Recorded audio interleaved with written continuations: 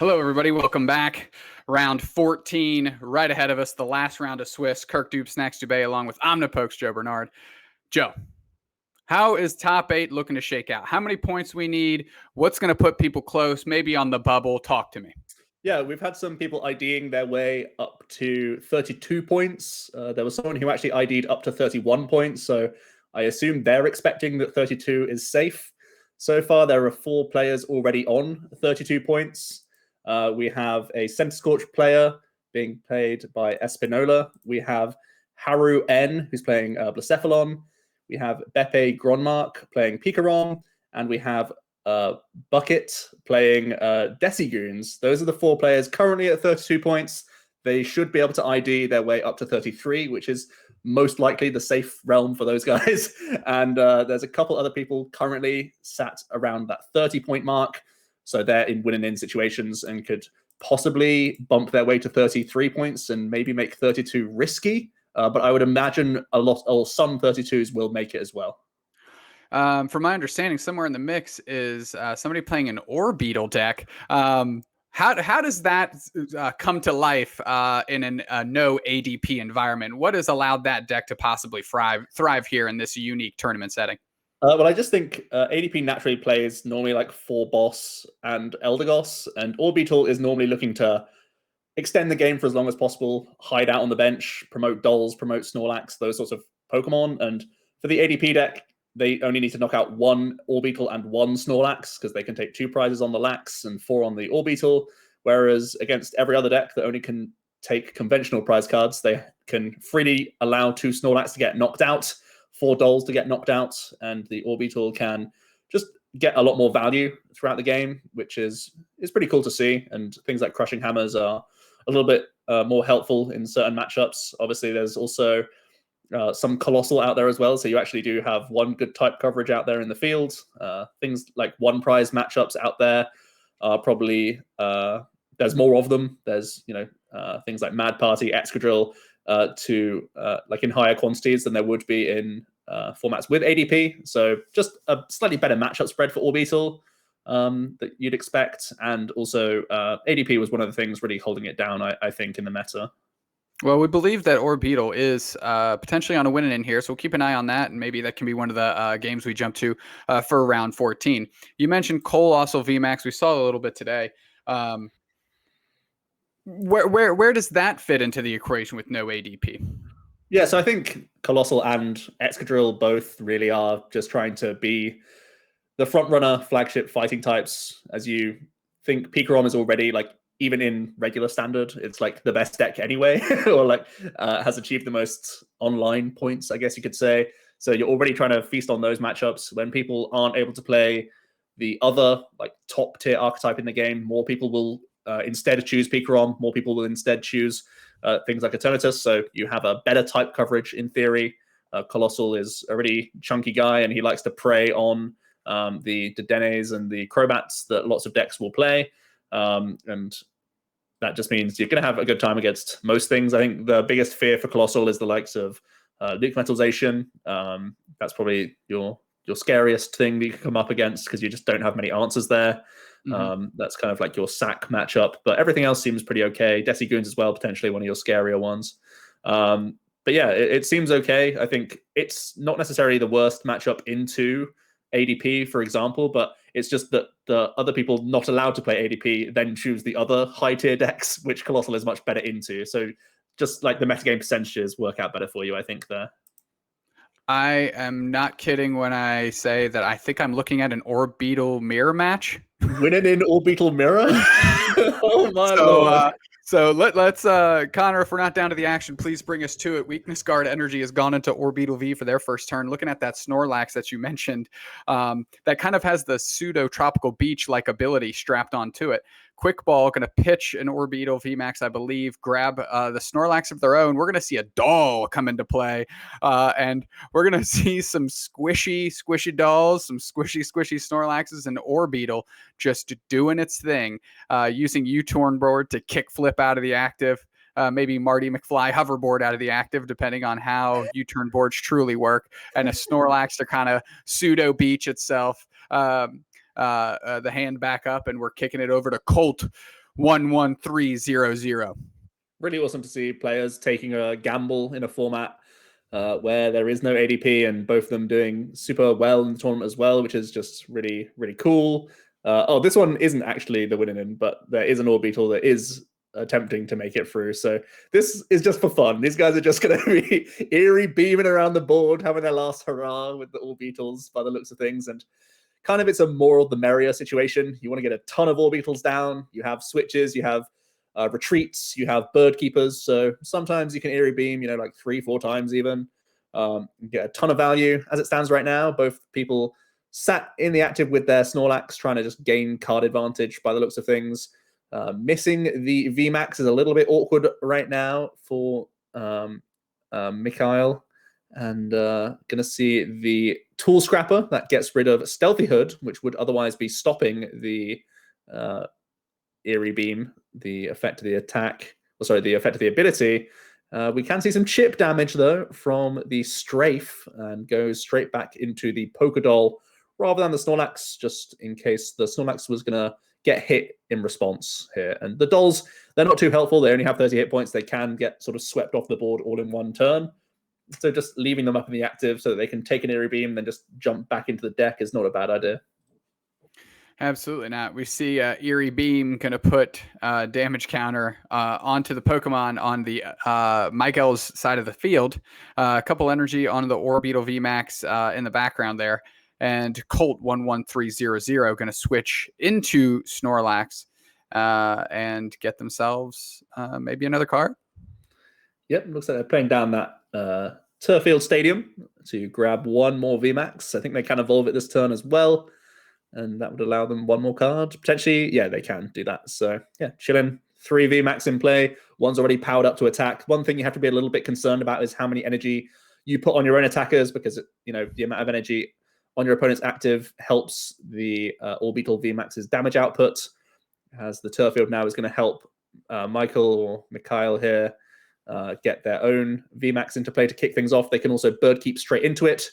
Thanks to the U-turn board, they can get a freebie, bit of beam damage. They also find themselves their next Orbital V, which is going to be important. If you are going to be spamming that, you want to have multiple in play, I would imagine. But we are just going to see the retreat into the doll here, and possibly just a pass. I think when you have energy attachments lying around, it may be worth trying to put one on your regular V here. Certainly what we are going to see. And then we're also going to see the quick ball. So he's going to get his orbital army rolling by the looks of things. Yeah, absolutely. Very interesting to note that Mysterious Wave on Orbital and then the G-Max Wave on the Orbital V-Max feed into the same type of energy on your opponent's side of the board strategy. So it's nice to know that you're not only just playing against that VMAX attack, but also that the Orbital V, got to keep in mind that it has a similar styled attack, and really energy attachments throughout your side of the board is going to be important, specifically in this mirror matchup. We're going to see a Marnie here to reset both players' hands. Obviously, it's nice to Marnie and then Gormandize your way straight back up with a Snorlax. So you're not truly putting yourself at a hand disadvantage, but you're trying to slow the opponent down at the same time. And yeah, we don't see any switch outs just yet from Colt. Just going to draw up to 7. We see a top deck of the VMAX. We can also see a Turffield to grab the third one out of the deck. There's also Cynthia Caitlin available. You can always see the doll go into the deck here for at least one Eerie Beam on the U-turn boarded Orbital. So we'll see how this turn plays out. So far, Mikhail is a couple beams ahead, and they're able to Sinlin back Birdkeeper for just more spamming for future turns. So far looking pretty good.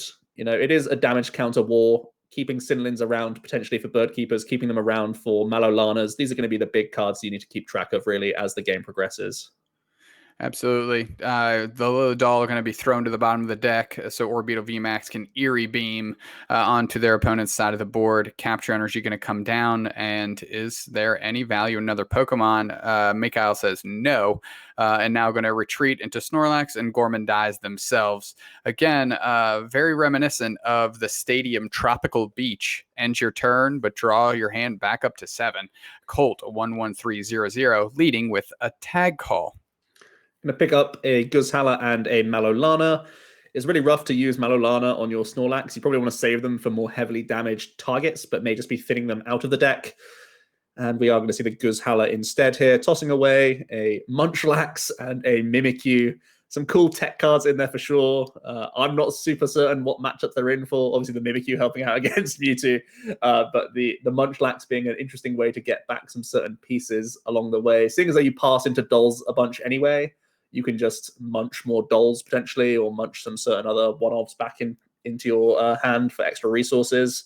So that's a cool one-of. It's also just a free retreat pivot if ever you need it. But we finally see the first switch into the VMAX and an Eerie Beam here from Colt back into his next one. Another Eerie Beam coming in. You may just be content to pass with the no energy orbital. It's normally best to leave no energy ones in the active unless you're hitting into an opposing one that does have energy on.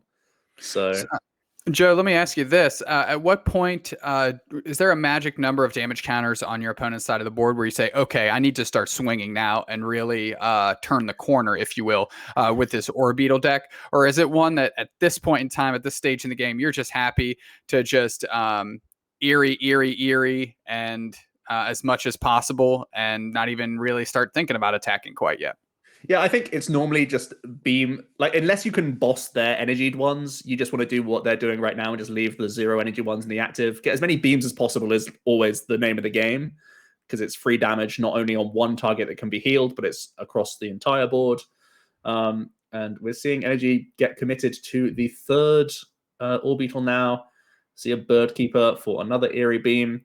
And when all of them have energies attached, you can either retreat into the Snorlax or you can just poke for 50. But it feels really bad to do that because then you're opening up the opponent to hit you for more damage the following turn. So it's kind of, you're losing out on that exchange, even if you're hitting first. So I think I'd prefer the retreat into the Lax here than actually swinging for 50. Yeah, it makes sense to me. And right on cue, that Snorlax comes back to the active. Too many cards in hand to Gormandize this time around. And now it is on Michael's turn here. Leads with an Eerie Beam. No surprises there. Yeah, no one's yet ready to use Malolana. Just going to see more Bird Keepers for more cards here. More Eerie Beams coming in. We also draw a switch, so you can retreat into the third one if you want to. Or you can just go into the Lax as well and be content to pass there. All seems pretty reasonable to me so far. The Wondrous Labyrinth can be a nice thing that can allow you to attack potentially and then make it difficult for your opponent to attack, or force them to have extra energy attached for more damage output your side. So that could be a small interaction as well going ahead. We see a Bird Keeper into Orbital VMAX with the U-turn board, and we're going to lead off with an Eerie Beam into an Eerie Beam.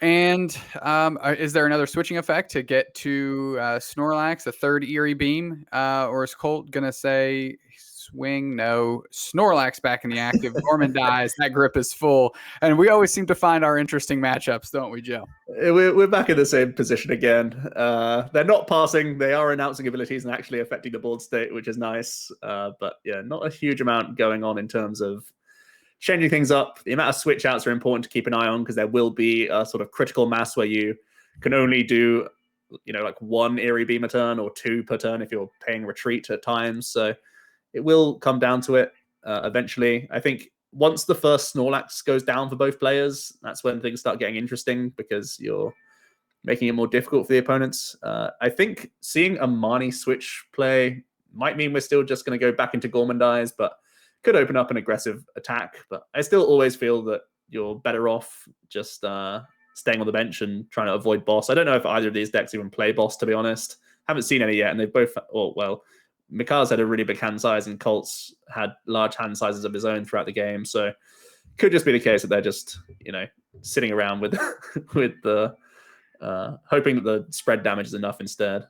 If I could mention a pretty interesting play that Michael just made, which was a counterintuitive Tool Scrapper on the U-turn board, which does get brought back into the hand, but paired it up with a Marnie to try and limit the amount of Eerie Beams that Colt can get per turn. Yep. And maybe not something you'd intuitively see because, you're tool scrapping essentially for them to keep their item. But sending it back into the deck with Marnie was just an interesting play, and maybe showing us that Michael is pretty well versed and understands what this matchup comes down to, that number of Eerie Beams per turn. So it was nice to see that, because at first I saw Tool Scrapper on U-turn board. That's interesting.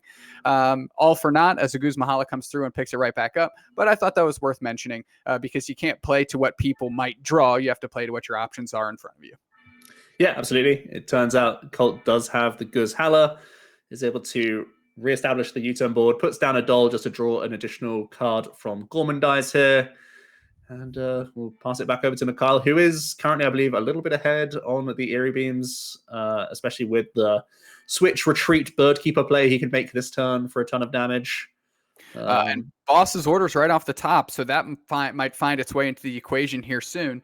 Probably don't play too many copies of it, so you definitely want to leverage the ones that you do have access to. So that Boss's Orders might... Here we go. I was just going to say might come into play. It's like I'm speaking into a headset and they can hear me. And they're swinging for 150. Huge damage, huge turn. Probably going to be looking for some Malolana shenanigans in response. We're finally seeing attacks from both of these players. When there is a 2-energy Orbital in the active, you want to cash in on it yourself for sure. So you'll probably want to attack with your next one. Sparks are going to start flying now. We've had a ton of setup damage. There'll still be more setup damage. Don't worry about that. But it's down to just trying to start swinging into each other at this point. We do see a Marnie. It's not a Malolana, which isn't necessarily just like super scary just yet, because you will be retreating to the bench and hopefully have a few turns to survive. But it's still down to the amount of Eerie Beams both players have left. And no doubt there'll be a retreat into another Eerie Beam, into a swing here, unless there are more switch outs. But looking pretty good so far. Yeah, just another Eerie Beam for the turn. I'm interested to see if there's going to be... Michael is only has one U-turn board into the active, but now a Boss's Order off the top might cut off this Malolana play from Colt and be able to cash in again on the Orbital VMAX. He's missing an Eerie Beam. No. Oh, you hate to see it. He just lost 50 damage. They didn't Eerie Beam with the active? I don't think so. Oh, I'm so upset. That is what those of us in the biz like to call a bummer. Come on. They clicked it so many times as well. Oh, man. Well, when you're doing this many Eerie Beams and your opponent's doing that many Eerie Beams, it is reasonable to say you might lose track. That's fine. He's gone back into the same one. I thought he was going to go to the next one, but he's gone back into the same one. So it's officially not wasted damage. Thank goodness. And a Tie Rogue with its ability able to, was it on a coin flip, put 30 damage on your opponent's side of the board? And it is. Oh, man. The Eerie showdown begins. Interesting to see Michael sandbag that Boss's Orders, because a Malolana might just clean up quite a bit of hard-earned damage onto that Orbital VMAX that was on the verge of being knocked out. Mikhail's just had more access to more Malolanas so far, as we can see. Can Colt pick up a Malolana of his own this turn? He's really going to need to start taking some of the damage off pretty soon. There is a Malolana. So he's going to go into his most healthy Orbital here and swing for 150. Still a little bit off, but and a lot of that will be wiped off with Malolana as well. But both players have played a couple at this point, so it's coming down to a resource war. A resource war, and I think a key resource here is going to be that Boss's Orders. I would love to see the Tie Rogue finisher to take a knockout somewhere. That would just be awesome to me. Didn't forget the Eerie Wave that time. There's no downside to Tie Rogue, right? Because it doesn't change the prize race. So you could attempt to do it at some point, but you probably want to end your turn on attacking more often than not, because that's going to be getting more damage in than the Tie Rogue. But it could have been an option if you sort of run out of Gust. So kind of surprised that we see that go in favor of keeping an energy card here. But eventually these damaged Orbitals will be going down, and you'll need that third one to swing for damage. I meant for a game finisher, Jay. Yeah, for sure. Step in and just be just ninja kicking in the active for that 30 and the W. That's what I was hoping for. But Eerie Beam is the name of the game here. When these Orbeetles are staring down at each other, that is a Snorlax with Gorman dies going down. And these prizes, Joe, despite the 78 turns we've seen, are just down to 5-5. I think we could still only be like 2 turns away from win, so it's actually not that bad anymore. We're getting there. We're getting there. There's an Orbeetle with 160 in the active. It has 2 energies attached to it, so it'll go down to some beams and some swings. We do see a response boss's orders here for the most heavily damaged Orbeetle on Mikhail's side. That's going to get swung into for the first 3 prizes. Sparks are starting to fly at last. It's going to be fortunately that one, they're both in range for KOs, and there's a boss's orders currently in hand for Mikhail, so it's down to Colt to deny that. It's not really intuitive to remove cards from your opponent's hand when it's not many, but once these 3 prizes get mopped up, we do see the double beam, the attachment. It'll just be the swing into the active, I imagine, and then he is 1 beam away on both bench Pokemon, so I think that secures game with 300 on 2 benched VMAXs. That should be fine, right? I don't think you're in range of any attack. I guess you could get beam bossed and lose. Yep. I think that is definitely something that's worked its way into the equation here. Michael choosing their 3 cards off the prizes, and now the onus is on Colt to say, okay, I need to win this turn because 1 Eerie Beam and these are kicking the bucket here. These Beetles are no long for this world. So we see Eerie Beam 1. Yeah, so he needs to retreat, beam, attach boss. That's the only way he wins, because there's 2 energy on the bench. That means you're swinging for 150. If you can retreat, beam, and find that boss, you win the game. If not, it's guaranteed Mikhail's game.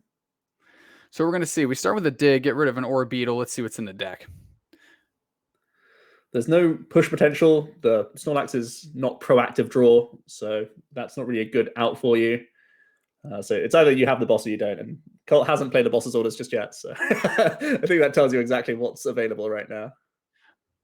Well, we know an Eerie Beam is available. Look at that, 10 damage away from game. It just shows you the fine margins, right? At least Pokédoll, are we going to...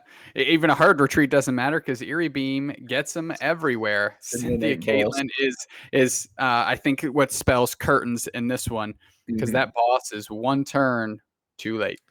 Crazy. Imagine, like, it was 10 damage off win from, like, either side. That's actually super close. That's actually so wild. It is wild. It came down to Michael having access to more bosses orders, I think, because they were able to push the pace when they saw openings, and put Colt on the back foot to either react or Malolana, and they missed some Malolana turns, so they were just hitting in themselves. And as you mentioned, it became a resource war, and Michael just had more of them available to them. What a stylish way to win as well. You just beam it up, take 6 prizes. Pretty chill.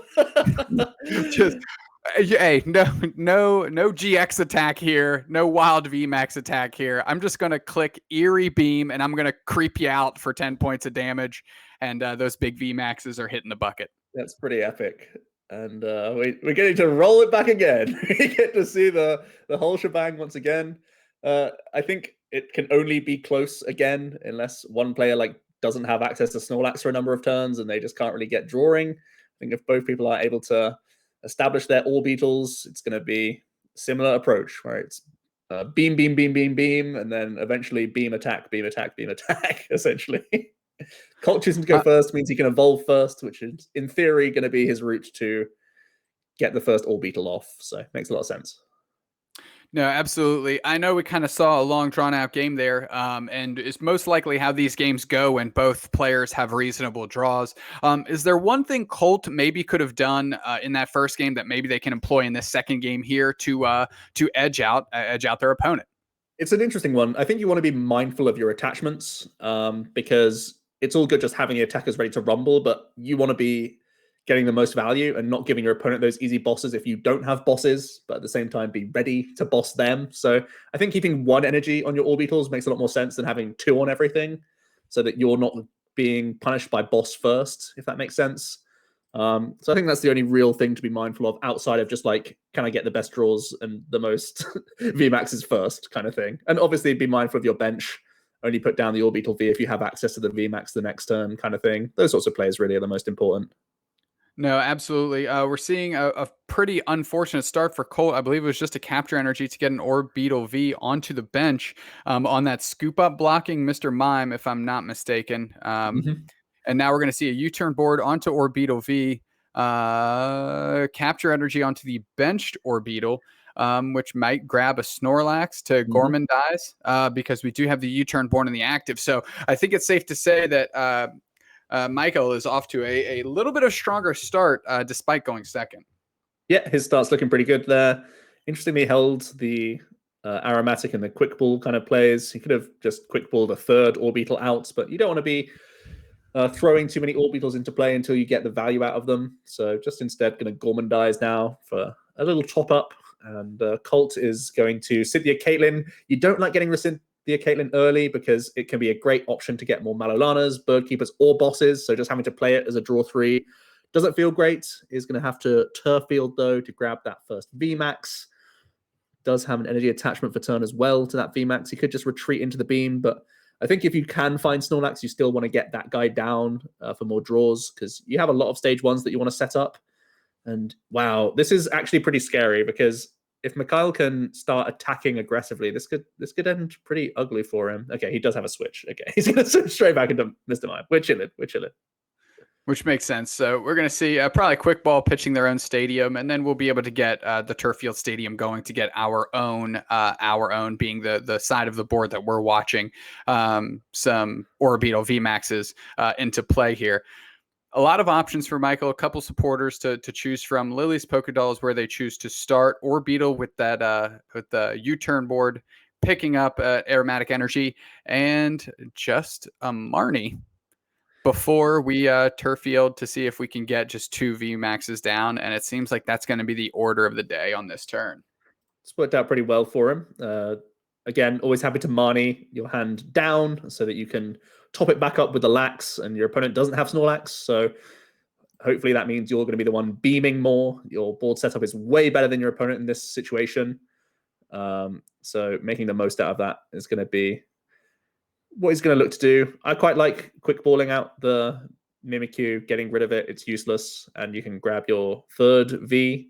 It just gives you so many extra draws for switch outs for next turn to actually get more beams in. So surprised to just see the draw 3 here.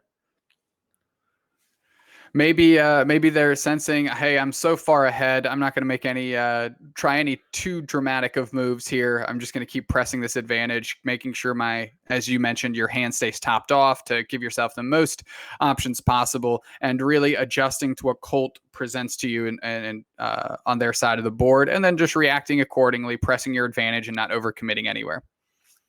We see the Bird Keeper into the VMAX, so he can Eerie Beam. He has been able to establish another V now, and he's hoping to be able to switch and get his first Gorman dies off the game. It's taken a while, but Snorlax has finally shown up to get some extra cards. We're actually going to see the pay retreat, which is pretty fine. And yeah, he's going to top himself up for 4 additional cards here. Mikhail has a decent hand. Obviously, he can Bird Keep. He can retreat as well, straight back into the Snorlax if he wants to, or he could go for double beam kind of plays. Going to see the turf field first. Quick ball as well could thin the deck out before the Bird Keeper, but he's just going to keep first. Does also have capture energy now as a way to get another orbital V into play if he really wants to, but possibly just want to stay at the 2 right now because he doesn't have any extra pivoting cards in his hand. He's having a think though. Taking a look, Wonder Lab is in fact gone. Quick Ball going to take Mimikyu to the bin, and we're going to take some assessment of what our options are here. Tyrogue getting plucked. Now, is that just Quick Ball fodder, or is that actually going to hit the bench? Wow. And Tyrogue is in play. Bratty Kick being announced, and that's a catastrophic heads on Colt's side of the board for 30 damage. As the pressure is mounting because Tyrogue is in fact kicking onto the bench. Yeah, I mean, we saw how fine margins those little 10s rack up to be, and just hitting a heads on the Tyro gives you, a ton of Eerie Beams effectively. So it's a good thing to end on. Never going to change your prize race because you're never going to put anything else down apart from these 2 1 prize Pokemon. So you're pretty happy to get that free damage in. Really solid tech Pokemon that you can put in play. No detriment to you of it being in the board, and it puts extra damage onto Colt's most important attackers because that's where you're going to take your prize at the end of the day. So looks like Colt just going to fire off a Marnie. No Eerie Beams from him, just going to top up his hand size. Mikhail does have Bird Keep options. I think you just put the doll to the bottom. I don't think you Bird Keep that away because otherwise you lose damage. Well, okay. Lose some damage. Why not? Okay. Eerie Beam. He's just ready to bratty kick again. He's just chuffing himself with the Tyrogue, let's be honest. Yeah, I mean, if you're flipping heads every time, it looks real good. It looks real good. Hard retreat back into the Lily's Pokédoll, and we're going to bratty kick. Oh, you love to see it. You love to see that. We're going on to the same Orbeetle VMAX as before. Tyrogue, I love it. I'm so excited. Carrying the matchup. Just an absolute devastating haymaker that Bratty kicked onto the bench. We're having too much fun, Joe. Another Orbeetle VMAX comes down for Colt. Now ahead by 1 VMAX, which, assuming they have all their switching options available to them, can maybe close the gap on the Eerie Beam advantage that Michael has been able to have so far in this game. Yeah, Mikhail is definitely a little bit ahead right now. You're going to see Beam does deal with the doll, at least. So that's helpful for you. You can just go back into Lax if you want to, or just leave this 0 energy 1 in the active as well. Both decent options.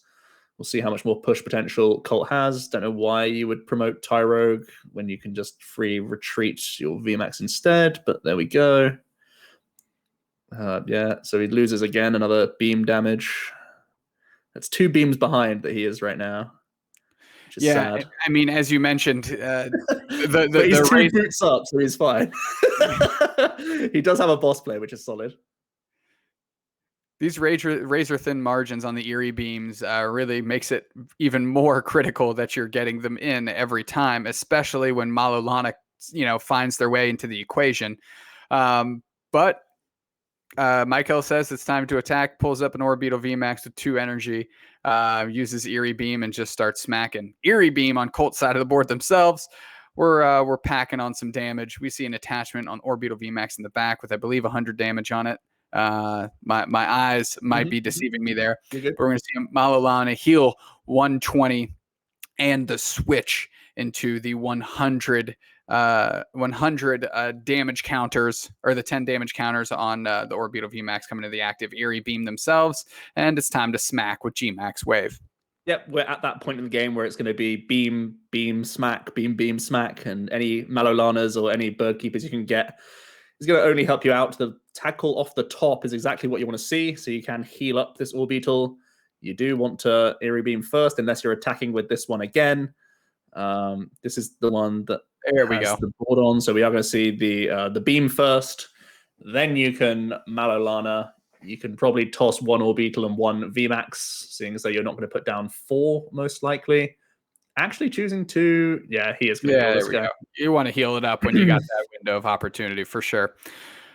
We're going to see a heal. We're going to see the other Orbeetle come up. Hopefully another Eerie Beam, and maybe an attachment and a smack. We'll see what happens. I think I like putting down the other V as well this turn. It's close. Well, I think that's like the amount of damage that's already on the other 2. I think the next one never gets targeted. Or I guess maybe you're just worried that if you put it down, it gets bossed. Yeah, but if it gets bossed, it's never going to be... Yeah, I think I like putting down the next one there. Regardless, we're seeing a Marnie isn't a heal, and it's not a boss's orders of Colts, so it's just going to be reducing that hand size, still looking for more switch outs, for more beams, that sort of thing. But he does have a little bit more damage on the board than Mikhail does so far. Energy tag call switch Munchlax for Mikhail. So really I believe that was a hard retreat for another Eerie Beam onto this Orbeetle VMAX that is ready to hit in if it wants to. plucking one prize off TIE Rogue. I think 60 damage out of a TIE Rogue is pretty reasonable. I think you're okay sending it to the bin, saying "Good work, kid." Yeah. And now just a quick inspection of that discard and an attack for 150, and the button is back on Michael. Tag call. Yeah, I think he prized his last Malolana, which is pretty unfortunate here. So he's going to be forced to Sinlin instead.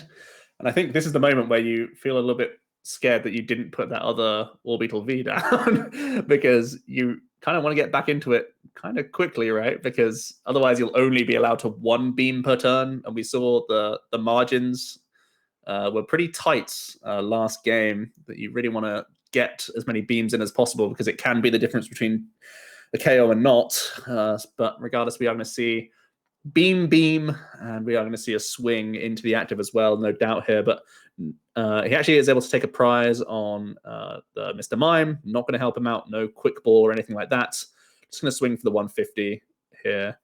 And there's two heavily damaged orbitals on Colt's side, so Mikhail may just be looking towards boss plays at this point. I think that's more than reasonable, especially because they didn't get another orbital down. Colt leads off with an eerie beam of their own, for using that U-turn board to retreat into another orbital with quite a bit of damage stacked onto it, and an eerie beam. And now a Malolana to heal 120. That's the second Malolana out of Colt. So they're definitely leading on that aspect of this game, and into an orbital that can once again eerie beam and attack. And it's going to be Mikhail now. Beam swinging. He can either boss or Malolana. I think boss makes probably the most sense here. But he could actually be losing if he doesn't heal. So yeah, he actually really does need to heal. I think Mikhail not putting down that other Orbital V like 2 turns ago completely loses him this game. because he is in now would have been powered up. It would have been powered up, and it would have been in the mix, and you could step up with an orbital that effectively has 30 damage on it, maybe 40 damage. Yeah. Through the eerie beams. So that's a great point. Now you're struggling to Malolana when you really want to be bossing now, because the tide of the game has changed into that direction. And now you're just kind of a little bit behind, despite missing. You got to think, Michael missed 2 eerie beams, had the advantage of hitting TIE Rogues, so that's a mess ton more damage onto the board that they had and could have pressed into an advantage, but now they're kind of caught on the back foot because they don't have a third orbital. Yeah, I also really hate this attack. I think they should have retreated into Lax, played the Tool Scrapper, played an attachment, and tried to get some cards, because this attack doesn't help you at all. The other ones were already in range for boss knockouts and stuff. So I think this is put Colt in a really good position at this point. The other benched Orbital VMAX will be in range of any boss plays, and you're knocking out the only other Orbital, so it's going to be 1 beam, and then it's going to be, not much else from Mikhail. So I think it's a bad situation, and I think Mikhail was actually super ahead this game as well, and I think almost carelessly he missed out on 2 eerie beams, one with the Dole play, and then also wasting a switch, I think it was. And he also didn't put down that third VMAX for just a ton more beams that would have put him closer than this 290 and 270 on the 2 orbitals. I think would have otherwise probably been over the line here. Kind of. Right. Well, the orbital for sure would have been at 290. We can know just by 2 more eerie beams right through the texture, in theory. 2 more eerie beams there, and then you have a clean orbital that you're actually hitting with, and to actually have the option to eerie beam twice to take that knockout. But now Michael is just saying, I don't know, here it is. You've got it. Pretty much Colt just needs to get an orbital into the active and get the win. So a well played coming through, and we know that spells the end of the road for the orbital player that we are currently watching, and we are off to a game 3. So good. Yeah, I'm actually really surprised by that, because Mikhail played really well in the first game, and then was almost nonchalantly bratty kicking people and just thinking he was super far ahead, which he was, and then he just didn't sort of follow through with that last VMAX. I think even though you see 3 heavily damaged orbitals, it looks bad that you give your opponent extra beams, extra damage, but it makes sense because allow you to attack with more healthy things and force boss plays. And if they're bossing, they're not Malolanaing, which, as we saw in the late game, you need to kind of play both in a situation if you make that third VMAX. So I'd be surprised if we don't see a wider board from Mikhail this time around. Yeah, absolutely. Worth noting that in these decks, there's nothing that can move damage counters around. So, having that third Orbeetle and collecting a bunch of damage counters doesn't really impact what the opponent has to do to beat you, right? It just opens you up to having more Eerie Beams available, pivoting into other Pokemon, and kind of extending the amount of plays that you have and the amount of time you have to make them in. So I would love to see 3 Orbeetle. I think the lesson was learned the hard way for Michael, and I think it's hopefully patently obvious that they need to get into that earlier this time around. Yeah, it's going to have pretty much the dream start. Starting Lax is always good. Getting your early Orbeetle, you can already get an attachment. You get a couple extra mulligans. Things are looking pretty solid here. Unfortunately, drew some awkward cards. Guzhala's going to help him out for next turn, though. So yeah, decent start for him. Yeah, we've seen attachment on the Orbeetle, a U-turn board, which has been critical. Now, is the Bratty kicking Tyro going to make its way back onto the board? You'll end on Gormandize, but again, you can just put the Tyro down to +1 a card from your hand. You can even U-turn board it if you really want to. U-turn board is actually quite high value, so I can foresee holding that. He's actually going to choose to just draw 1 here. Kind of like drawing more cards, but turns out he does get the Orbeetle V, which is probably like the best thing you can draw in that situation, outside of like Birdkeeper. So that's not bad. We're on to Colt's turn here. Just going to kick it off. No. And you hate to see it. Ooh, so. Yikes. This is scary. Tyro only has 60. No Snorlax in sight. No Orbeetles just yet. How does the money treat them? Okay. Orbeetle. Got some big brain Orbeetles. You love to see that. And a Bratty kick. He had guaranteed 20 damage, but he went for the 30 flip instead. That is genius. Strafe does a guaranteed 20. Instead, he flips that coin. You love to see that. Never give up. Never surrender. High rolls always. Michael is off to the first Eerie Beam into Snorlax. Gorman dies, and we'll see. We'll see how the high rolling Colt wants to play their next turn. I mean, oh man, that just makes me laugh so much. Guaranteed 20. No. So are you catch up? Are you priced into Bratty kicking again? Yeah, you have to commit to the same line of play, right? He actually is. He again could strafe into the stall for guaranteed 20. But we're gonna see an Orbeetle VMAX this turn. Yeah. Which at least makes some more sense to us. Oh my god! Never mind. You hate to see wasted damage, especially when you know this matchup is all about damage. We're back, baby. Bratty kick coming through, kicking it up. All right. We do see Turfield coming in. There is bird keeping, so there can be a beam coming across the board. If he wants to, he can also quick ball out a Bratty kick of his own, or could get that third Orbeetle. This time is being prioritized at that little bit more than last time by the looks of things. I do think Birdkeeper is certainly the way to go. You can get beams on the go. You actually want a Tool Scrapper because there is a Stealthy Hood, but he chose not to. Wasted a damage. Very good. And he's wasting a damage again. Perfect. That's what you want to see. Let's just put down Orbeetle and pass it away. Colt has got to be grinning ear to ear here, seeing their Orbeetle VMAX just not getting any damage piled onto it. Sorry, that's just so ridiculous. You know what? If I'm Colt, I'm just putting down more hoods, and I'm Bratty kicking for the rest of the game, right? Why not? Colt just plays one hood, and there we go. Miguel's reading it. You love to see that. Oh man, Colt threw away Malolana. I'm so confused. Malolana has to be one of the most valuable cards in the entire deck. And Joe, if there's one thing, he got rid of it with a sin lid, and he Bratty kicked. Oh my.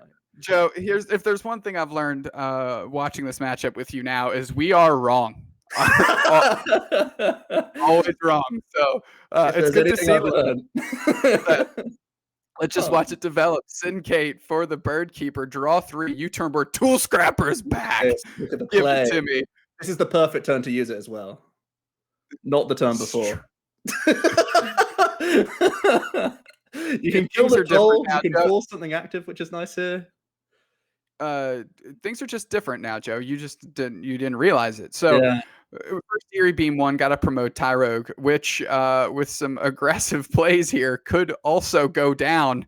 Because yeah, we can do. No, we already Cynthia Caitlin. I was gonna say we can retreat Bird Keeper, Eerie Beam, but such is not the case. We're just gonna Eerie Beam again, get some more damage onto the board, and perhaps just a pass.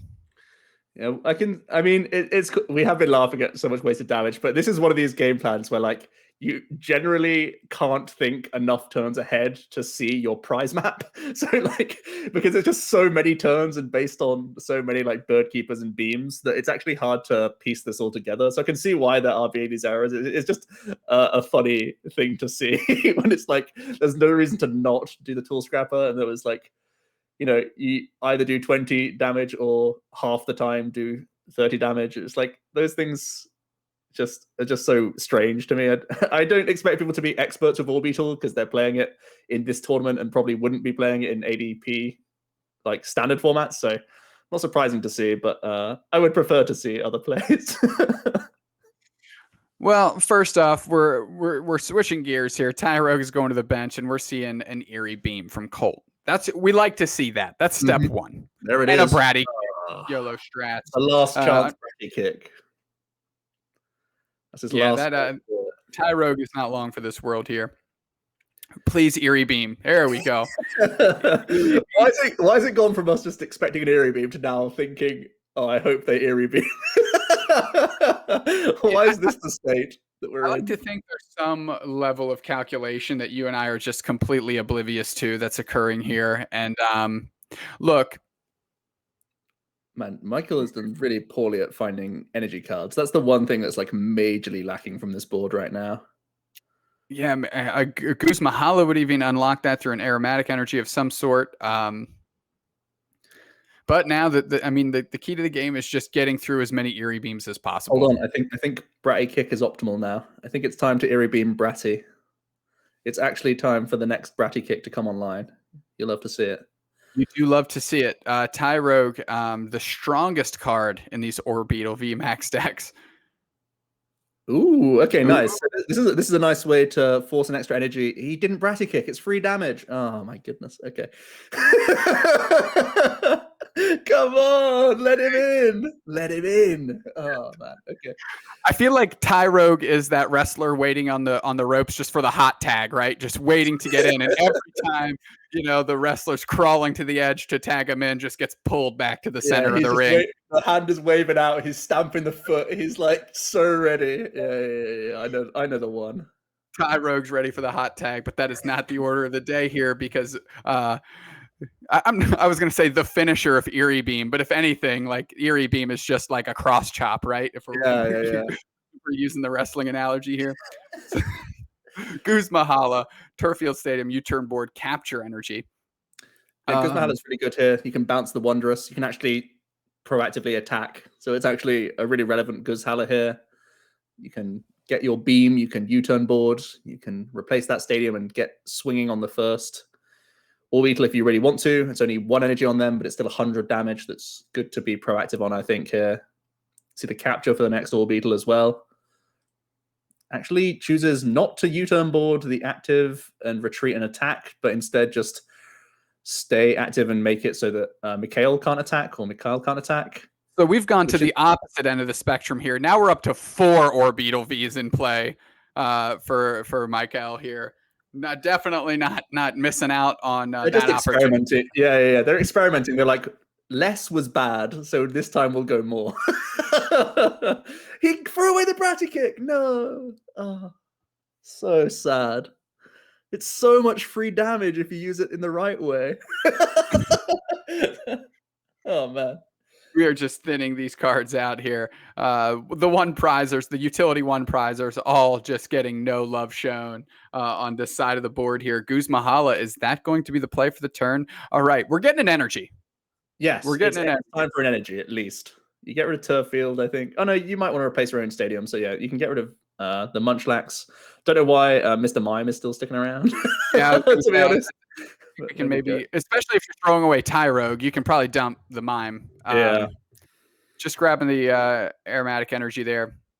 We have a retreat, Orbeetle, Eerie Beam, Mm-hmm. and the energy's coming down. It is beautiful. Sticking it onto the bench, forcing Colt to have a retreat out a stadium bounce, which we know he has, and a boss all in hand with just 5 cards. So it's pretty safe to put the attachment there. You're holding boss for next turn, so that's helpful. We see the scrapper, so that tells us it's going to be a Marnie play. Yep, No yep. bounce. Otherwise, it's not played at all. And the fact that they're shipping 2 U-turn boards with such a big hand back, really minimizing the opportunity of them drawing it because it's at the bottom of the deck. So aromatic energies into hand. They're the energies. They're turning up to play now. U-turn board hitting the active, retreating into the Orbeetle with 100 damage, and another Eerie Beam themselves. Now, if they're not getting this out of the active, you might as well chop in, right? So the stadium's stopping the attack right now, so you just have to chill, unfortunately. Or do you? Attach. I mean, it's better to leave this active, actually, because you haven't had any of your single prize Pokemon get knocked out, so this is fine. Another energy rolls off the top. Boss, Marnie, aromatic, grass energy. Let's start with an Eerie Beam. You love to see it. Let's take care of the business at hand, which is Eerie Beam. I feel like attaching active seems pretty reasonable, and then you just want to fire off this Marnie. You could have just retreated and bossed if you wanted to, and Eerie Beamed in there as well. But looks like no other plays available here. So you could Gormandize if you want to, or you could Beam with a no energy Orbeetle as well. You're kind of terrified of boss plays because you only have 1 powered up Orbeetle. That's the only real thing you're afraid of. They're down so many energy attachments at this point in time. It's got to change how you're rolling out your strategy from your perspective, especially because you played down Wonder Lab to kind of slow down Colt even further. So we're going to lead off with the Bird Keeper for Colt. We're going to bring an Orbeetle V Max into the active, and that's an Eerie Beam, baby. Putting damage all across the board. Quick Ball going to pitch a Quick Ball. And Snorlax Gormandize coming to the grip. I can't imagine that hits the board. Or if it does, it's quite simply just for an in case, just to refill up your hand, because why not?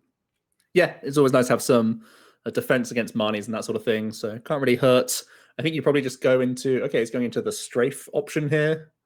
He's actually attaching the weak guard, so he can strafe now for the 20. Getting that free damage. You love to see it. Now you Gormandize. And he's going to leave Lax in the active. We've got some beams coming in. It's amazing that I've casted 1 Orbeetle game ever, and I think I've announced Eerie Beam more than any other ability name in Pokemon, like ever. Well, there's 2 more for you. Another Eerie Beam and a Eerie Beam. Capture energy coming down on Orbeetle. Mr. Mime showing up. Yeah. Why Bratty Kick when you can just mime it instead? This stops the U-turn boards because it doesn't go back into the hand, so there is some value to this play. That's why that's why it stayed in play rather than the Munchlax and the Bratty Kick. So actual combos there, which is solid. Big brain plays all along with the Mr. Mime combo. There's enough energies in play that I don't think it'll matter at this point for Colt, though. You can just start paying retreat a bunch. It's still good value, but there comes a point where it's actually good to not have U-turn boards on because you want to pay retreat to be less vulnerable to boss.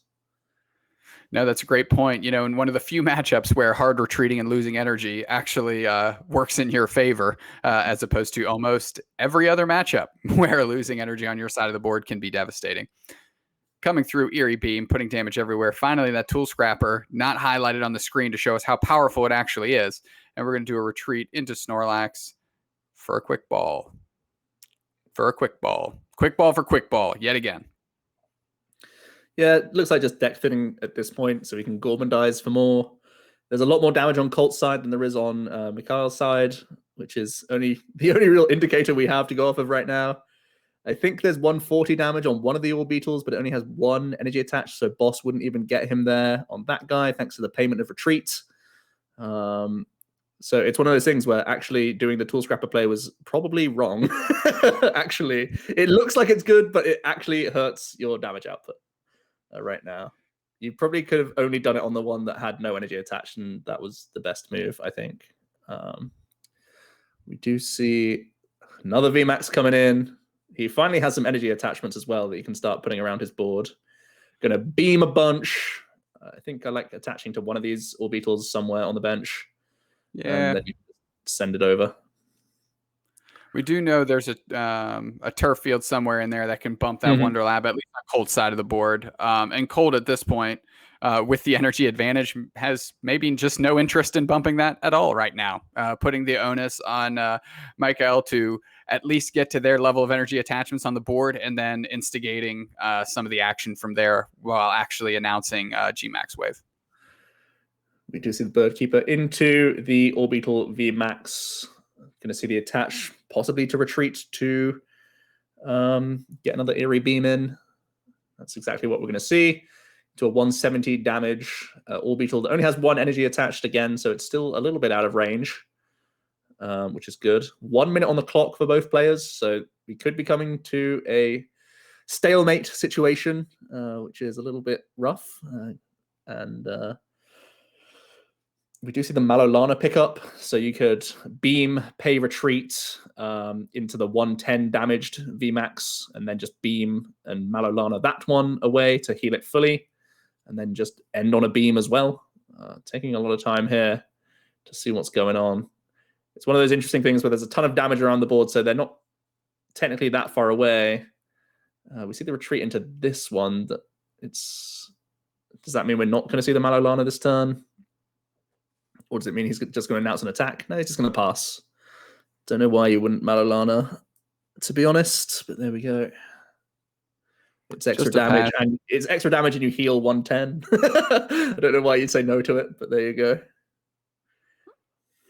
Well, Joe, keep your eye on the prize here, which I think at this point is a draw.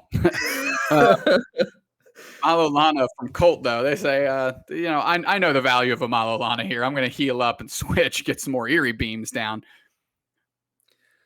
And alas, there we see Eerie Beam.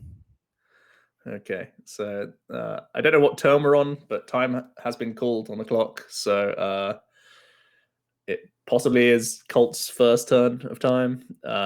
And we're seeing some beams come down, but it looks like there may not be enough turns to close the game for either player here. So we could be ending on the tie by the looks of things. Kind of unfortunate for both players there. You love to see Orbital just get played in general. No extra turns, actually. Okay. Love to see just Orbital getting some reps, and looks like we are jumping back into the booth here. So Orbital VMAX mirror match, my friend. That's new. That's interesting. That's something that we don't normally see in the ADP world, and we can see maybe the downfall of it is some time, because it is one of the decks that can actually do it, because it's not taking prizes too quickly. Joe, unique matchup. I'm glad we got to talk about it. How do you feel after seeing Orbital VMAX play out? I mean, it's funny. This was one of those decks that had like that random top 8 in one of the early online events. So we then saw the ladder full of Orbital for like 2 weeks. So I've actually sat through some of those moments myself where you're just beaming each other away as much as possible, because Orbital is one of those cards that's just so cool that everyone wants it to work and everyone will try it out enough to see if it ever will. And giving it an opportunity in this tournament was really fun to see. I think realistically, it's hard to navigate the mirror because, like we say, the game plan is so far away. And then suddenly you're like, okay, I'm in range, boss, win. It's like, it's so wild that you spend like 15 turns getting to that point, and then suddenly like everything changes where it's like, I need to Malolana now, or I need to boss now, or I lose. I would have liked to seen a little bit of extra damage come in at times. I think there was an odd missed beam here or there, an odd missed bratty kick. But I can't expect anyone to be experienced in this mirror match, to be honest. So things get weird. Fury Beam's a little bit of a collateral damage of just the deck style, and because it doesn't get because it gets snuffed out in the normal standard format, that maybe people don't have all the reps in that they normally would need to be able to see every minute opportunity to get that damage onto the board. Round 14 is in the bag. That was our last round of Swiss. Hopefully the other Orbital does sneak into top 8 so we can have something interesting to talk about there. But we're going to take a quick break. We're going to come back, talk about top 8, and bring you some more action. So on behalf of Joe, I'm Kirk Dubes Next Dubay, and we will see you shortly for top 8 matchups.